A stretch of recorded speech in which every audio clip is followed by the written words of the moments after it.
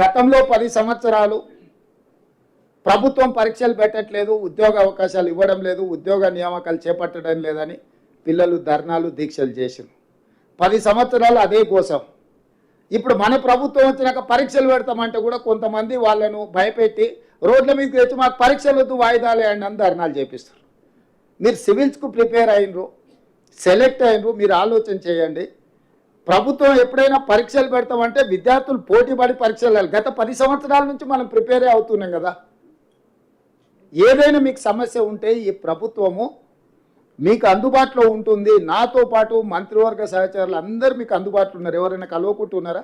ప్రతిరోజు నేను మీ మధ్యలోనే కనిపిస్తున్నా కదా. మా మంత్రులందరూ మీరు ఎవరిపైనా కలుస్తున్నారు. నేను ఎందుకు చెప్తున్నంటే కొంతమంది ఉద్దేశపూర్వకంగా విద్యార్థులను రెచ్చగొట్టడం ద్వారా రాజకీయ ప్రయోజనం పొందాలని ప్రయత్నం చేస్తున్నారు. గతంలో ఈ రకంగా లబ్ధి పొందినరు, గతంలో ఈ రకంగా రెచ్చగొట్టి పిల్లల ప్రాణాలను ఆత్మ బలిదానాలను చేసి ఆ పిల్లల ప్రాణాల పునాదుల మీద అధికారంలోకి వచ్చిండ్రు. 10 సంవత్సరాలు వాళ్ళని పట్టించుకోలే, ఏ పరీక్షలు నిర్వహించాలి, ఏ ఉద్యోగాలు ఇవ్వాలి. ఇప్పుడు ఉద్యోగం పోగానే మళ్ళీ విద్యార్థులు గుర్తొచ్చారు, వాళ్ళ ప్రాణాలు గుర్తొస్తున్నాయి. నేను అందుకే పిల్లలందరినీ ఎందుకయా మీరు ఉన్నారు కదా దుఃఖంలాక బాబా మటులు మీరు ఆమర నిరాహార దీక్ష కూర్చోండి పరీక్షలు వాయిదా ఎన్నిక అని చెప్పి నాకు తిక్కలేసి. ఎందుకంటే ప్రభుత్వం పరీక్షలు నిర్వహించాలనుకున్నాడు, మీకు ఉద్యోగాలు ఇవ్వాలనే కదా. మాకేం ఉద్దేశం ఉంది? వాయిదాలు వేస్తే మాకే మంచిది, మీకే నష్టం.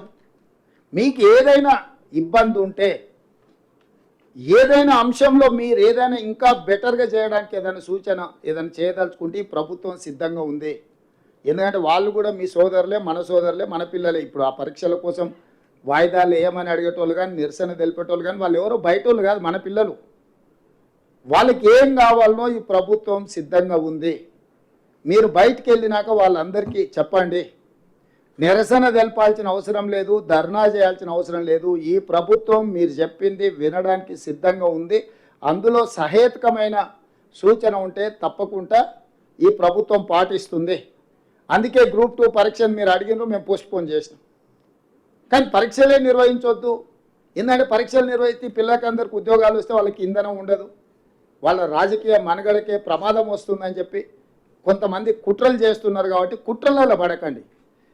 మీరు ఎవరు చెప్పినా మీ సొంతంగా ఆలోచన చేయండి, ఇది మంచిదా కాదా. ఈ ప్రభుత్వం ఉద్యోగాలు ఇవ్వడం వల్ల ఎవరికి లాభము, ఎవరికి నష్టము, ఈ ప్రభుత్వం పరీక్షలు నిర్వహిస్తే ఎవరికి మేలు జరుగుతుంది.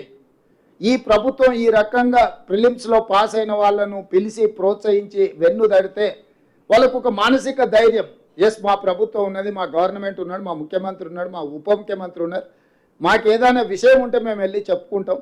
ఇగో ఈ సచివాలయం మాది ఇయ్యాల లోపలికి వస్తే మీ కాన్ఫిడెన్స్ లెవెల్ ఎంత పెరిగి ఉంటుంది.